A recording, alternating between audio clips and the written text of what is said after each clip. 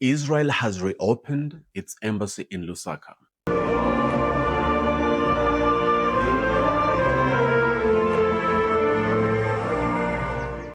"50 years after it shut down its doors, the Israeli flag has flown right back to Zambia. The last time it came down was in the early 70s, during the firestorm of the Yom Kippur War.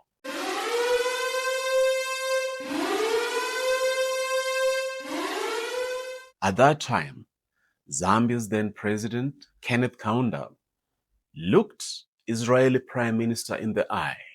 Her name was Golda Meir. He told her, this relationship is over. It wasn't just Kaunda talking, because the Organization of African Unity, or AU, was the one that had told and urged its members to cut ties with Israel after that Yom Kippur War.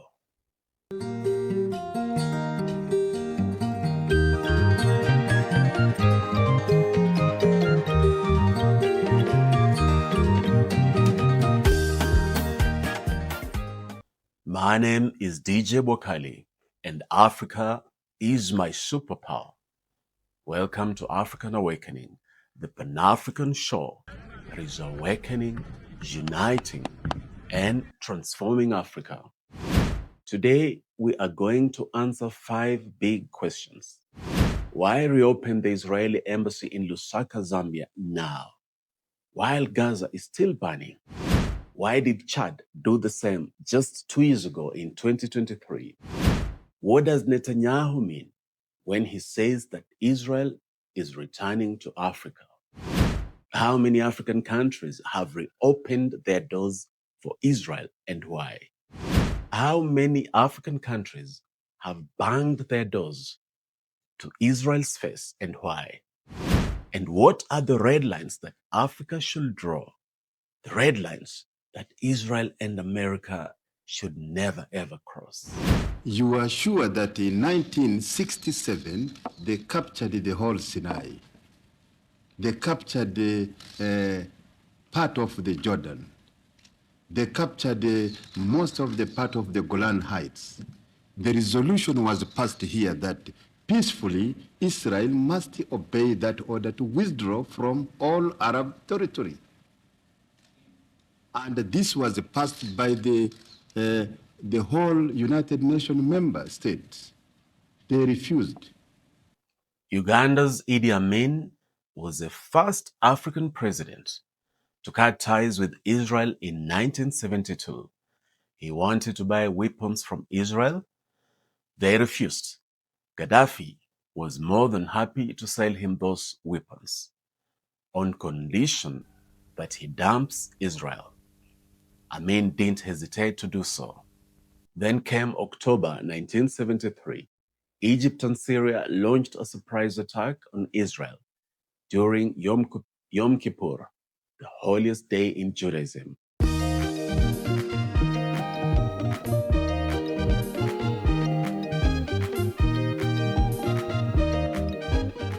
Their goal was to take back land lost in 1967 during the Six-Day War. After this war, the Organization of African Unity, or AU, became a key battleground. Arab leaders pressed African governments to cut ties with Israel as a show of solidarity, promising financial aid and cheap oil in return. By late 1973, more than 25 African countries had severed diplomatic relations with Israel, including heavyweight states like Zaire, Kenya, and Ghana. Egypt and other Arab states framed the conflict as part of a broader anti-colonial struggle, which resonated strongly in post-independence Africa. Mobutu famously said that, "I chose Egypt a brother over Israel a friend." Sadly and tragically, this is the same Mobutu who had colluded with America and Belgium to kill Patrice Lumumba a mere 15 years earlier. Ethiopia, home to the OAU headquarters, did not want to break ties with Israel initially, but Haile Selassie's government caved when threatened with the loss of Addis Ababa as the continental capital. Even states like Ghana, Cote d'Ivoire, and Kenya, reluctant at first, yielded to the current of solidarity.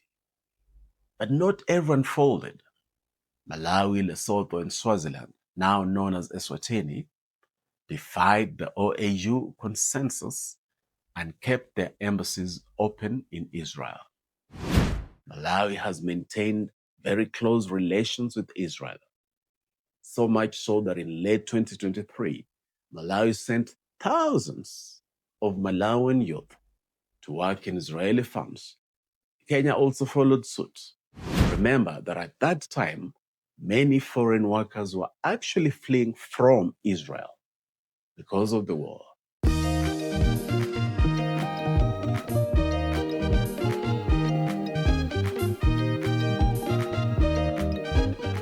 Yet Kenya and Malawi were sending their youth to a war zone. Well, let's travel back to Idi Amin and the mid-70s. In 1975, Idi Amin hosted the 12th OAU session in Kampala, the country's capital.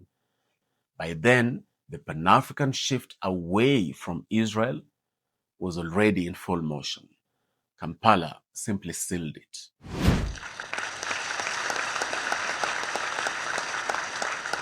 The situation in the Middle East remains a serious threat to the Palestinian people as well as to the Arab people in general. The OAU passed two hard-hitting resolutions. They condemned the occupation, backed the Arab states, and threw their full weight behind the Palestinian cause. They even recognized the PLO as the official voice of Palestinians and told African states to cut every tie, political, cultural, and economic, until Israel gave up occupied land. Later in 1975, when the UN declared that Zionism is racism, Liberia, Central African Republic, Cote d'Ivoire, Malawi, and Swaziland voted against the resolution, breaking with the African bloc and siding with Israel. That's the history that Zambia is walking back into. It's not just about reopening a building or an embassy. It's reopening a chapter that Kenneth Kaunda had once slammed shut. Zambia had better be sure what that open door will lead to. That means having a clear agenda and the capacity to enforce that agenda. You see, showing up at the negotiating table without an agenda that you can enforce reduces you to pawn status. To see how we got here, let's go to August 2023. President Hakainde Hichilema flew to Jerusalem and met Prime Minister Netanyahu. They spoke privately, then expanded the talks to their delegations. Netanyahu framed the encounter as proof of tremendous friendship and as part of Israel's wider return to Africa. So, why reopen ties now? Because Gaza has made Israel more isolated. Because Israel wants Zambia's minerals, copper and cobalt, for the EV age. Zambia is endowed with critical minerals, electric vehicle, industry of the future, anchored on copper, cobalt, nickel, manganese, lithium-based minerals. We have those minerals. But we need to work with others with the capital, others with the technology, and we bring our own resource envelope and we deliver value for Zambia, for Israel. What's in need for Zambia? The same carrot Israel always dangles to Africa. What Israel has done for itself, the strides it's made in the economy, innovation, for example, technology, in that space, they've done a lot. This country has done a lot. So for us, we would like to leapfrog, to work with Israel, to work with industry here, and to be able to basically have relationships that will deliver value for Israel, Israeli people, for Zambia and the Zambian people. And that's in many areas. Agriculture, we're not producing enough. It's not just the technology we need. We need basically to irrigate. So we need to water harvest. There's a lot of expertise and know-how here. We will help you grow more food. Agricultural technology. Jerusalem's African map has been redrawn. Multiple embassies on the continent and a liaison office in Morocco, from Luanda and Yaoundé to Addis Ababa and Accra, from Nairobi and Abuja to Kigali and Dakar, Pretoria, and now Lusaka. Where there's no embassy, there's coverage. Nairobi, Kenya subs Uganda, Tanzania, Malawi, and Seychelles. Luanda, Angola reaches into DRC and Mozambique. Accra, Ghana handles Liberia and Sierra Leone. Piece by piece, Israel is weaving back its African fabric, but not all threads are the same. Some ties are warm. Kenya, Ethiopia, and Rwanda. Some are steady. Ghana, Nigeria, Cote d'Ivoire. Some are special.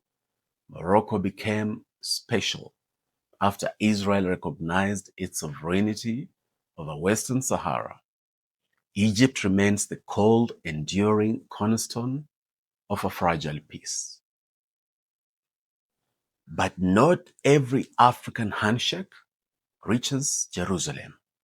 Algeria, Libya, Somalia, Tunisia, Mauritania, Niger, Mali, Djibouti, Comoros.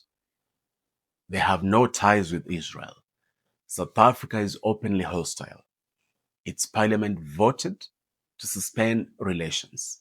South Africa took Israel to the International Court of Justice, accusing it of genocide. This position isn't new. Mandela called the Palestinian freedom as part of African freedom. He always embraced Yasser Arafat as a friend of South Africa. And then there's Gaza. Nothing can justify the slaughter of innocent civilians in Gaza. Nothing. Not even October 7th. On October 7th, Hamas massacred about 1,200 people in Israel. That was unacceptable. I condemn that fully and unequivocally. As I have already said, the slaughter of innocent civilians cannot be justified. That's why Israel's response to October 7th is completely unacceptable and unjustifiable. Entire neighborhoods in Gaza reduced to dust. Tens of thousands killed. Women, children, families. Hospitals overwhelmed. Famine overshadows the living.